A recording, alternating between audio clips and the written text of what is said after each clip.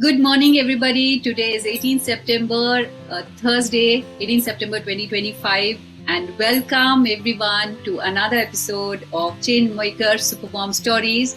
And today is episode 12, and in this episode we meet everyday mothers who are doing more than taking care of their family, making a difference out there in the world, and in their own special way.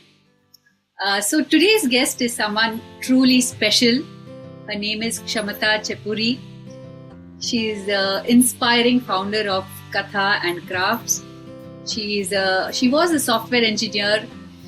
She turned into a storyteller, and Kshamata has spent the last 8 years using storytelling as a powerful tool to spark curiosity and joy in young minds. She believes that storytelling is sharing happiness, and her mission is just that. Through her live sessions, read alouds, and performances, Kshamata has touched hundreds of children across Hyderabad and beyond, working with NGOs, private and government schools, and performing at leading festivals like Kathadara, Hyderabad Literature Festival, and many more.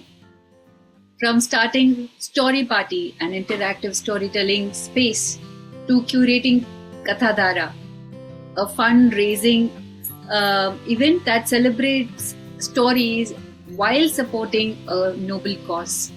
Kshamata will tell more about this in our interview. And Kshamata shows how stories can heal, connect, and inspire.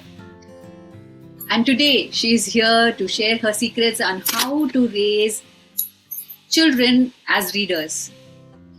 And without further ado, let's go ahead and welcome Kshamata. Kshamata, most welcome. Thank you so much. Hello everyone, and first of all, hearty congratulations Sarita Didi for completing 1 year of Change Makers Supermom Stories. I'm really honored to be a part of this initiative, but as such I never treated myself as a super mom, but I'm really honored that you invited me to this space and help other moms raise their children as readers. So yeah, let's get started. Pleasure to have you in our platform, Kshamata, and thank you so much to be here. And without further ado, let's go with this first question. So how did it all begin, Kshamata, for you? What inspired you to leave engineering and start your journey into storytelling? So yeah, I've always wanted to be an engineer, and I was very studious as a child. And after 7 or 8 years of my career as an IT employee, I had a baby, and that's when I took a pause. I was on a break, and while I was raising her, I kind of realized that probably this is my calling. And because the initial few months were very challenging for me to bond with her, so I used music and stories and books as a medium to help us get into that bond. And that's how it all started. And she used to reciprocate very well. As a baby also, she was very interested in stories and music. That brought immense joy in me. And when she was, I think, 3 years old, I was looking for a storyteller for her birthday party, and that is how I stumbled upon Little Readers Nook in Hyderabad. And Meghna, who's a very good friend of mine now, she had come down to perform for the birthday party, and I was totally mesmerized with this whole idea or concept of storytelling with props and interactive sessions, and the way children were enjoying the whole party. It really kind of sparked inside me that maybe I should also try this. And then I started taking my daughter to these classes, thanks to Devaki and thanks to you, who is also a part of Little Readers Nook, where the stories not only helped children to just listen and just forget, but there were a lot of other activities that you guys brought in, like after story activities, drawing, understanding the meanings by drawing, and making crafts, etc. That it really kind of interested me. And that's how I started Katha and Crafts in 2017 with a friend of mine who is an artist. So I took care of the storytelling part, and she took care of the crafts. but then she had to switch job and move out of this area, and that's how I was left with the initiative, and I carried on whatever little crafts I could do with the children. So that is how it all began. My huge and biggest inspiration for starting storytelling is my daughter Ishta, because she responded very beautifully. I mean, at a very young age of 3.5, she started reading independently. That's because we used to read the same books every night, and she was very interested. She used to ask me to read books to her, and she used to mimic them. She used to, draw pictures, and she was trying to understand the whole concept of words. She was memorizing them. So I was really intrigued that if my child can do this, why not me take this whole concept of storytelling to other children. So that is how it all started. Thank you for sharing your journey from engineering to storytelling. And I'm so glad that when you noticed that your child is responding and you felt that calling to invite Meghna, a storyteller, to your birthday party, and that's how it all happened. Because I know many parents don't go in that direction, and you called because it had to happen. I feel that everything aligned. Yes, readers know Devaki, Meghna, and I just went flashback and good old days. And yeah, I still remember seeing your post, because when Devaki used to do some challenges, you used to, the initial reading challenge, I remember seeing your post, and it was so much fun. Yeah. Exactly. Yeah, that I wanted to mention about that as well, because these challenges kind of brought us closer to new books. So every time you guys suggested a new book, we were in search of that book. We would go to the nearest library or order it online. We were really interested to or curious to know what the story is all about, and it kind of became a learning for me from a normal homemaker, because I was on a break, to becoming a storyteller. So yeah. And because I can see that enthusiasm right from the beginning in the growing ages of Ishta, and that's how she watched you, and definitely, raising readers. That's the first step, I believe, right? Yes, definitely, yes. So going to the next question, how do you stay motivated and consistent with this mission of yours for over 8 years, Namrata? And what keeps your energy and creativity going? As such, I think even in the last podcast, the guest had spoken about challenges in the business, especially in this industry where not every family is aligned towards after school activities. So it's all about academics most of the time for children. So when we started, we had a good response, but after a couple of sessions, I used to get a very dull or poor response saying, it's the exam season, the children can't attend, or maybe,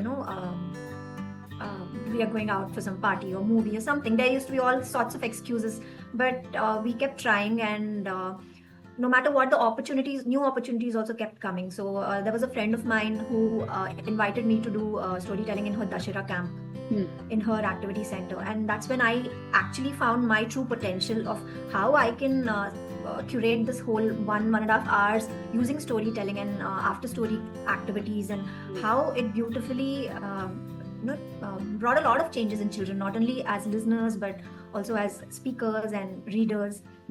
So it was a very beautiful journey for me as a personal growth also. And after that, I think for any business to survive or strive, I think new ideas are very important. So I moved on to parent-toddler sessions. So usually I used to do the sessions in my house, and then slowly the mothers and the children, they used to come and attend the sessions at my place. This is like 7 years back, and some of those children are still associated with us now, even now. Wow. They attend our reading sessions now.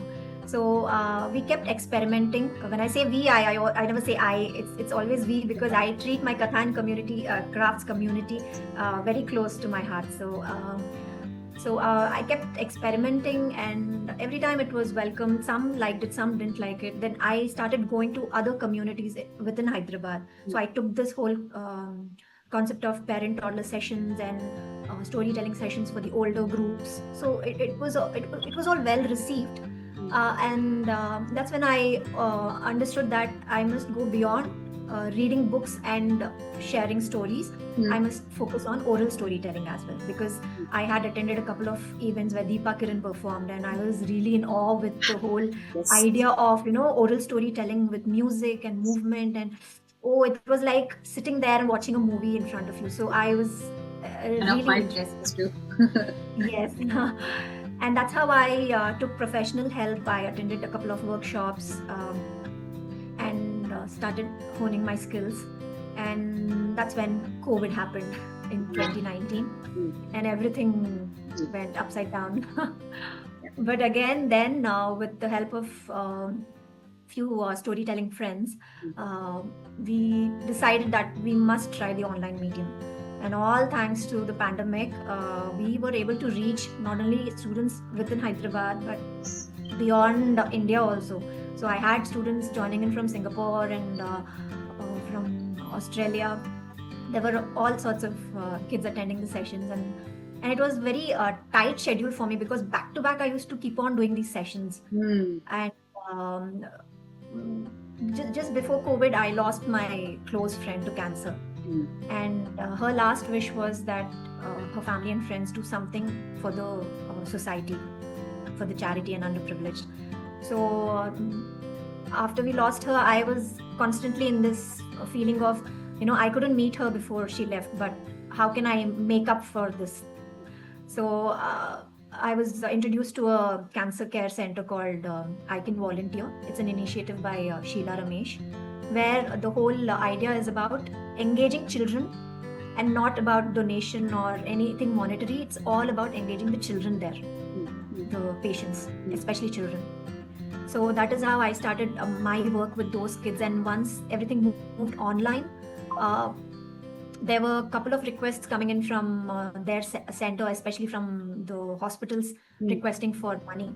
And that is how the whole idea of Katha Dhara started. It's a fundraiser event where we do storytelling, and whatever the amount is collated or whatever the contributions are, we directly give it to the patient for their operations. So that was a biggest step. Actually, it was like a life-changing event for me personally. And it was all possible because of storytellers, kind storytellers like you, who immediately accepted and performed for the audience, and all the audience who contributed as well. So I always say this, that without my audience and without the support of my storytelling tribe, I'm nothing. So this is always there. And during the pandemic, like 2020 to 2022, I also tried a couple of Facebook live sessions called Story Party. Now that the whole idea about Story Party was to bring awareness in the audience. So we are doing storytelling. There are a couple of people who are attending, but what about people who have no idea about this whole joyful engagement, right? So I started inviting people whom I call artists from various fields where they use storytelling in their profession. So it could be a dancer, it could be a yoga trainer, it could be a singer. So we had all sorts of people. And I think we did around 25 episodes of Story Party online.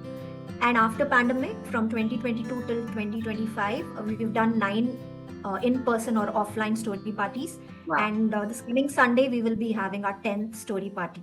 Wow. So overall, we've done 35 story parties where we are inviting authors, storytellers, artists from various fields of life to connect with the audience and let them know how they use storytelling in their profession. And it also brings a lot of interaction, and it's a lot of knowledge sharing actually, because when an author speaks, they're not just talking about the book, but they're talking about their childhood, what inspired them to become an author, how did they start their reading journey. It's a beautiful experience, which I think every child and every family must take up. So these are the ways in which I stay motivated, and the biggest inspiration for me is my community, as I said. So whenever I have self-doubts, or whenever I think, bas ho gaya, now I'm not going to continue anymore, out of the blue, I just get a message from some or the other parents who send an old photograph of their child, and then they say, like a memory, and they let me know that I made some difference in their child's learning stages. So that is how again I restart.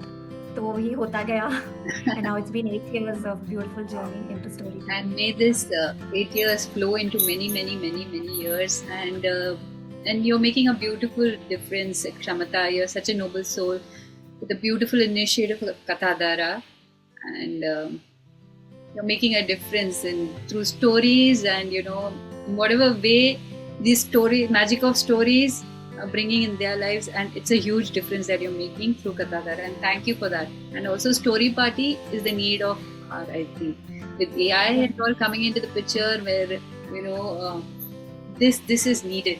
For this, we have to make another episode, I think. So we'll quickly move on to the next question. So tell me, can you tell me what are some common challenges you have seen parents face when they are trying to raise readers, in a generation again of AI and gadgets and this and that, so many distractions. So yeah, can you please throw light on that? So not only storytelling, but I initially started a mini library at my place on the request of one of my friends. But back then, like before pandemic, the huge challenge was that they used to borrow the books, but they never used to come back for exchange. They were okay with paying the late fee and everything, but that whole motivation to come and borrow the books, maybe the child is ready, but the parents were always busy. And then the pandemic happened, and after pandemic I restarted it. But then I was still in my mind, I was somewhere held up with the thought that they will not come again. So there is this beautiful excerpt from a book called Bookseller of Mogga. It's written by Mr. Anand Suspi. So I'll just quickly read that to you. I'm going to read it because I'll tell you why it connected with me.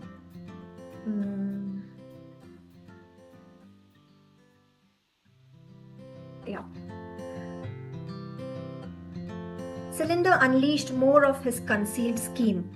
Thank you, but there's no need for a store, Beggar sir. Then? What? How? Questioned Beggar, like a miner. It was the adult's turn to respond, and he did.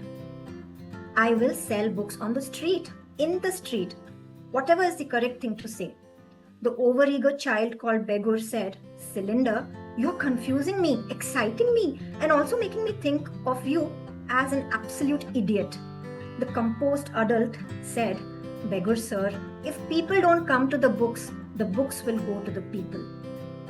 So this whole idea of taking books to the people was what was there even in my mind. So I knew that children want to read, but the parents are busy because now they're back to work again. So how will they read? So that is when I started doorstep delivery. So it's been 2 years now. We've been doing this doorstep delivery in and around my area. I have around 20-25 students who have subscribed, and I am really happy because it's not that I'm forcing someone to read, but I am able to take the books to them. Right. So that's the whole idea of why we are bringing awareness, or why we are the whole idea of Katha and Crafts is for us to bridge between the books and the children, right? So this is how I started in the last 2 years. But no matter I tried that, again there is a problem of selecting the books. So these are some of the challenges that I'm pointing out. So when it comes to the book selection, the parents have literally no idea about what sort of books are there in the market, especially age appropriate. Right. Even if they go out to a bookstore to buy something, they leave it on the child. So they say, "Chalo, batao, what do you want?" And the child will obviously pick a colorful cover page, any book which has a colorful cover page, or something that they've already watched on screen, or like Chota Bheem or Avengers. But there is no awareness that there are lovely books written by even Indian authors, and people are missing out on this. The bookstores are displaying these books, but what about the consumers? They have no idea how to select the books. Yes, yes. So that is one main challenge. So that is how I started becoming a guide or a mentor. I can maybe call myself as a buddy or a partner, where parents used to tell me, whatever books you're sending are really amazing. My child is reciprocating well. So can you can you continue it? You select it, and we will just take it. So this is how for the past 2 years I've been handpicking, and especially age appropriate books and whatever based on their reading skills, because most of these children are my students. So I know even if a child is 10 years old, according to their reading levels, I'll be able to recommend the books for them. Yeah. So there are children who only love comics and they can't read fat books, chapter books like Harry Potter. But their parents force the children. So I have to intervene and say, no, this child cannot read right now. Let's wait. Right. So these are the ways in which I can help the parents select the right books for them.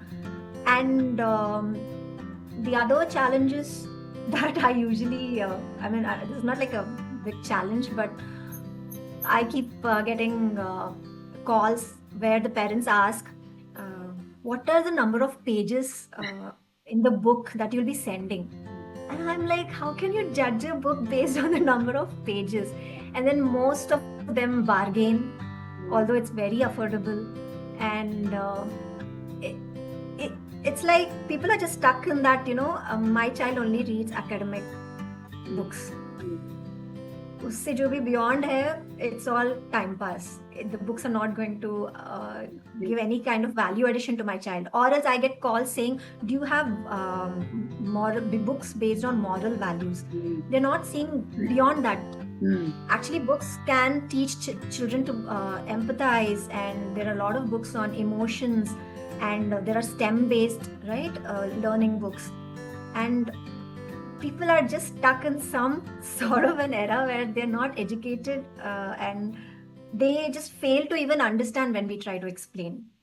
So these are some of the main challenges while raising readers. So, and another thing is as soon as I get a call, first thing I ask is, did you read your child when they were toddlers? And they say no. Then I say, so you have to spend a little time reading to them. Will you do it? They say, we don't have time. We can't do it. I want my 5-year-old to read independently. How will this change come overnight when you're not putting any efforts? Yeah. So these are some basic challenges that I think every parent unknowingly is going through. Yeah. And very truly you have pointed out whatever you have pointed out. And what I like about you is that you're very clear about the challenges, and then you see what can be done from there. Like, these are the challenges we cannot escape, and this is how as an educator, as a mentor, how as a guide, you can help them, and hats off to you for that, finding solution to whatever the challenges are there. And that's why the art of reading and the art of stories are going to stay alive because of mentors like you. Thanks to you, Shamika. And as a storyteller, how you can help parents and children to overcome their reading blocks. Could you give us a peek into your sessions work, like what you do and all that? Right. So even before pandemic, the age group that used to attend at my place was from tiny tots to below 10. So I am very much versed with this age group. So first thing is listening skills. So that is where storytelling always helps. So if you want a child to read something, first you have to explain it in the form of story. And now if you're talking about the age group, say 3 to 5 or 6 years, they are more interested in colorful props, the visuals, they want a lot of music, movement. So whatever book you're reading, if you could make it a little engaging and interactive by playing some game and putting a lot of rhymes into it, that is how the child will start relating to the story. Right. Once that is done, then you have to start reading to the child. Right. So this is where as a storyteller, my skills come into help. So using the voice, expression, emotions and props, we are able to kind of do justice to the stories, right?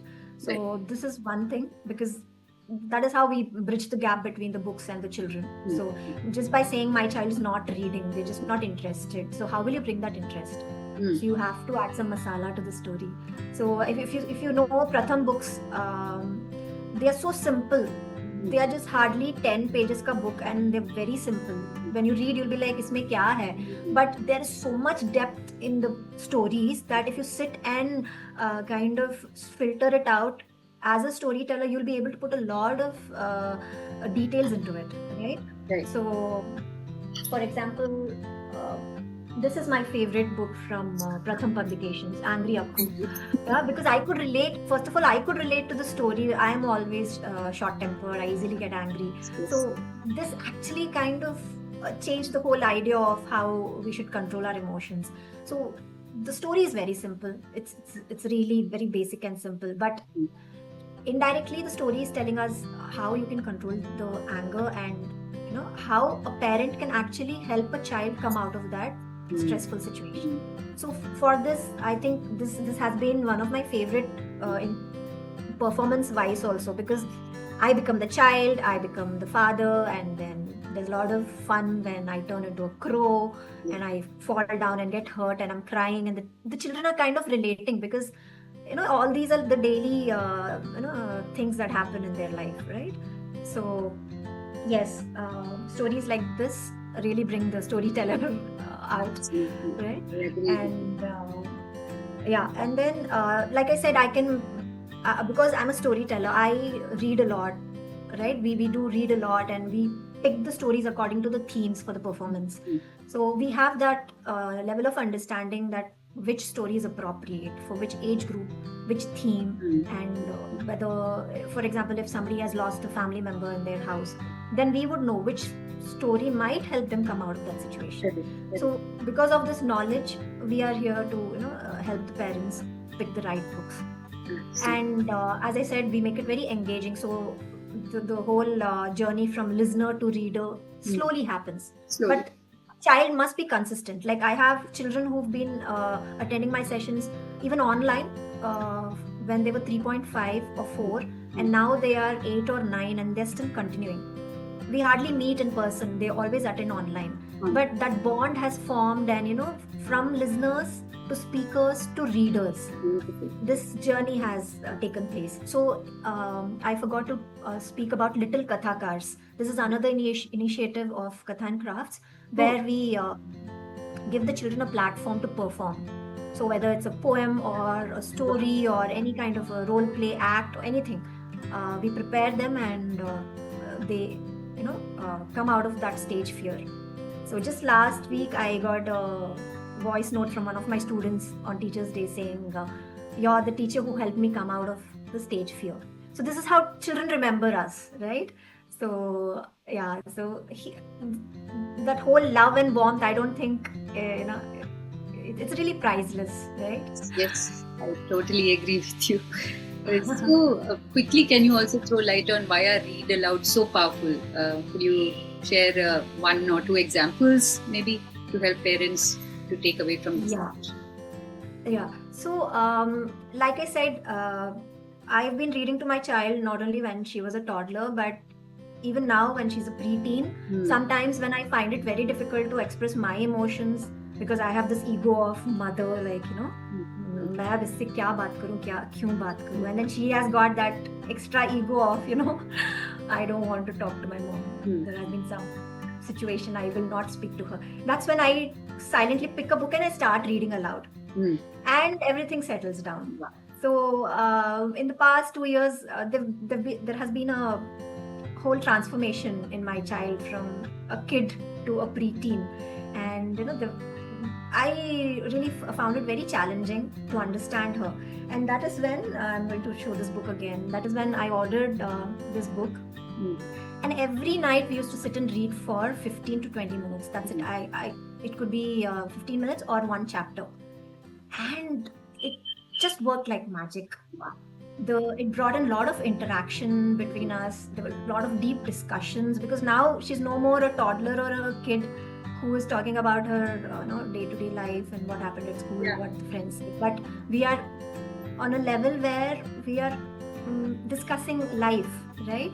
So this book, it's a roller coaster of emotions, and it has a lot of information packed in it about books in general. And we just fell in love with the story. So this is a book which actually brought us back together in simple words. So if there is any parent who says my child is now an independent reader, I don't read to them anymore, I beg to differ. There is no set age for read alouds. It can be done anytime. Even you can read to your grandparents, Yes. and you can even listen to them read a story to you. So books are always that binding factor between relationships.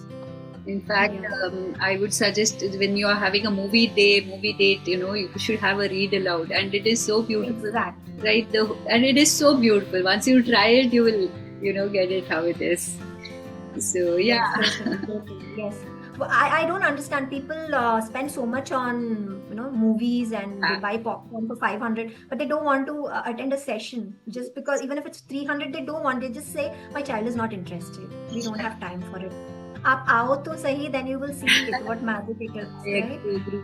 Same as with reading aloud to your child. So Yes. there's no right or wrong format of reading, but then I'll just give a few tips on Yeah. how we can So use that voice we can modulation. wrap it up. So these are the books which parents can start for their little ones, the early years. So these are the read it yourself or I can read books.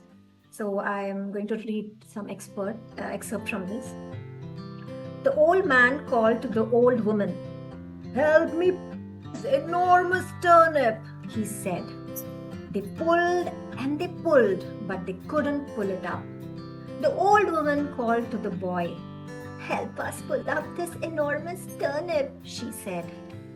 They pulled and they pulled, but they couldn't pull it up. The boy called to the girl. Hey, help us pull up this enormous turnip. They pulled and they pulled, but they couldn't pull it up. So what is happening is there is rhyme and repetition, and then the children are listening to the same words again and again. And there's By the end of the beautiful story, voice they will modulation. recall. Yeah, there is voice modulation. That is what I've seen in my classes, that many of the children are not connecting. Immediately we try different voices or sing a song, they connect. So these are That's so small tips. wonderfully demonstrated by you. Thank you so much. And if parents do this with their children, surely they are going to be interested, and the bonding between them will be so beautiful, and it will be on another level, isn't it? Definitely. And then there are these chapter books, early chapter books written by books, authors. They're called the whole books and the hook books. These are really lovely. I recommend these for the ages 7 and above. And there are a lot of picture books, but there are some books which don't have pictures, and one of them is this. I think we're running out of time, but otherwise I would love to show them. Read it. And then I would like to introduce Kamishibai, the Japanese paper theater format. So this is another form of reading to your child, where the story is written behind the card. So you just have to flip the card and read the story. So whether your child is unable to grasp the words, they will definitely connect with the pictures. So these are some of the interesting ways in which storytelling and reading can happen even at homes. Yes. And thank you so much for sharing this, your insights, and especially the last part where you showed the parents what books you can introduce, and the Kamishibai, and a quick tip what you want to give back to the parents, a message or something. Yeah, before they buy any book, the first thing they have to do is a little bit of research on the content, because just because there's a fairy tale in it, the content could be inappropriate. You just can't blindly follow any author. So there should be a little bit of research done. So read the reviews, understand what the story is all about, and then buy the books. Absolutely. Thank you so much. Thank you so much, Shamata. I hope we had a lot of time, and maybe if you got... Happy birthday, Sarita. Thank you.